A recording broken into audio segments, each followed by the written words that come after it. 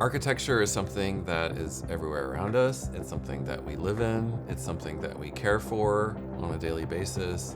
And yet there's so much about architecture that we don't notice because it's so everyday to us.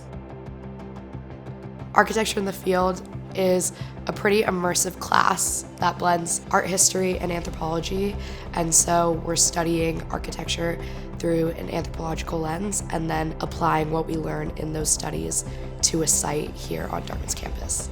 It is a way of thinking about architectural history in an interdisciplinary way. And so bringing together perspectives from architectural history, from anthropology, from geography and other fields about how buildings, urban landscapes, and other kinds of spaces have been seen historically.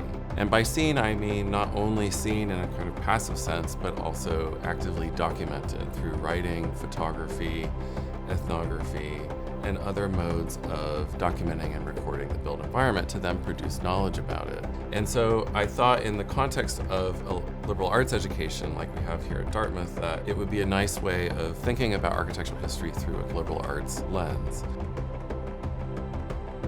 The main project was everyone picked a site and applying all the studies and readings that we learned to our sites and presented it back in a conducive field report of all of our findings and what our research question or our grounding thesis was.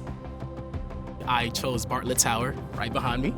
I was struck by the space ever since I first seen it, which was not too long ago actually, it was just last term. Part of the exploration of this tower was to take photos of the tower, look at the type of rocks the tower is made out of, also looking at weathering, just to see how the tower is cared for, looking at attractions in the area to see what the space is meant for. I chose the Russo Atrium just because I personally spend a lot of time in the Hood Museum of Art, and I felt like I had a lot of questions about how Dartmouth students interact with the Hood, and I thought this would be a good experience to explore all those questions that I've had built up over the years. I liked that it was a super immersive experience, that I was able to learn one day and then literally the next day apply it to my site. About halfway through the term, we had a class that was just a turning point for me personally because it just taught me that architecture is not just about the building or even just appreciation for the building, but it's also about the people who occupy it and value the building. Architecture has transformed into more of a art form for me that I think I didn't appreciate.